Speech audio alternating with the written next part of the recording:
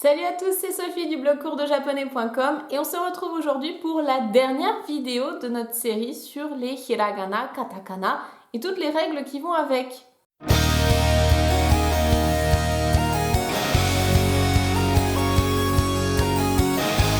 Aujourd'hui, nous abordons la dernière règle concernant les kana. Après cette vidéo, normalement, vous saurez écrire absolument tous les mots en japonais, que ce soit en hiragana ou en katakana. Et donc, la lecture en japonais n'aura plus de secret pour vous. Quelle est donc cette dernière règle? C'est ce qu'on appelle la règle du petit tsu. Alors, qui est donc ce fameux petit tsu? Avec un nom aussi mignon, on peut s'attendre à quelque chose de plutôt sympa. En fait, c'est pas si compliqué. Cette règle s'applique aussi bien pour les hiragana que les katakana. Vous allez donc prendre le kana tsu, donc soit en hiragana, soit en katakana. Vous allez l'écrire en plus petit. Donc par rapport aux autres lettres, il sera clairement plus petit. Il faut bien marquer la différence, sinon cette règle ne s'appellerait pas le petit tsu, ça s'appellerait le grand tsu ou je ne sais pas quoi.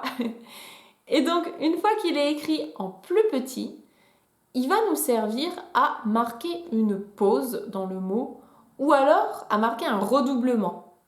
Vous pouvez le comprendre de deux manières, dans tous les cas le résultat sera le même. C'est pour ça que je vais vous l'expliquer de deux manières différentes parce que selon les personnes, on est plus à même de comprendre l'une ou l'autre des explications. Ça c'est propre à chacun. Dans tous les cas, le résultat sera le même. La première manière de le comprendre, c'est de raisonner en romaji.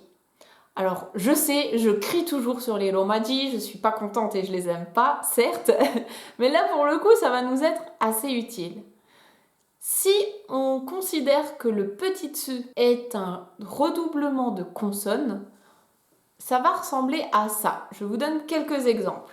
La ville de Sapporo, qui est tout au nord du Japon, Sapporo, on l'écrit en caractère romain avec deux P.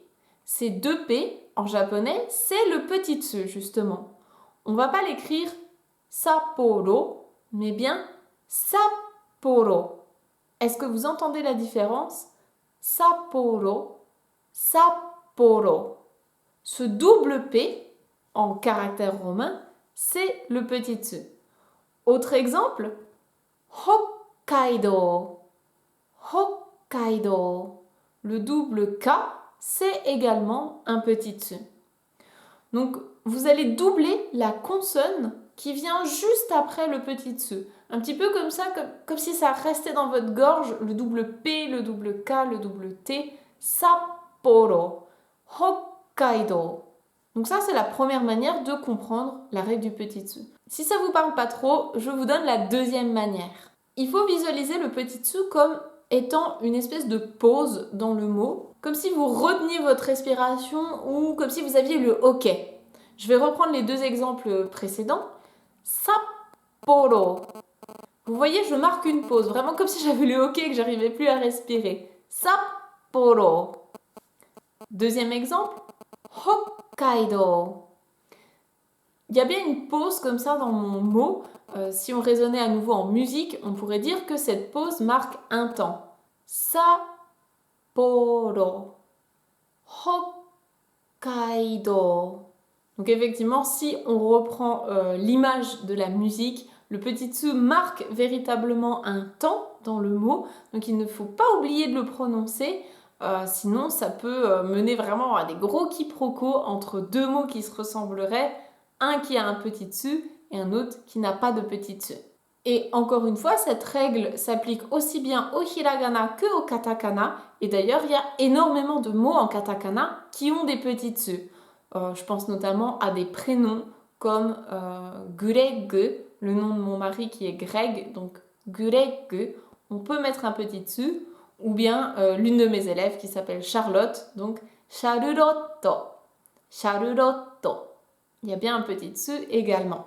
Voilà, vous êtes venus à bout de toutes mes vidéos concernant les kana, donc félicitations. Et si vous ne connaissez pas encore vos deux alphabets hiragana et katakana, je ne peux que vous inviter à télécharger et à lire mon guide pour débutants qui est disponible gratuitement sur mon blog. Les liens sont dans la description de cette vidéo. Je vous donne toutes mes meilleures astuces pour pouvoir retenir les hiragana et les katakana, puisque je le rappelle, c'est vraiment la base du japonais et sans ça, vous n'arriverez pas bien à progresser, ça sera vraiment compliqué. Donc, commencez par la base et ensuite, tout vous semblera beaucoup plus abordable, puisque du coup, vous n'aurez plus la barrière vraiment de la lecture et c'est ça qui est compliqué au départ quand on se lance dans le japonais. Une fois toutes ces étapes accomplies, vous pourrez être fiers de vous car vous saurez lire tout ce qui est en japonais, sauf peut-être les kanji.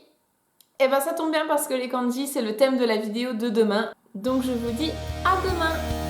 Bye bye, matane.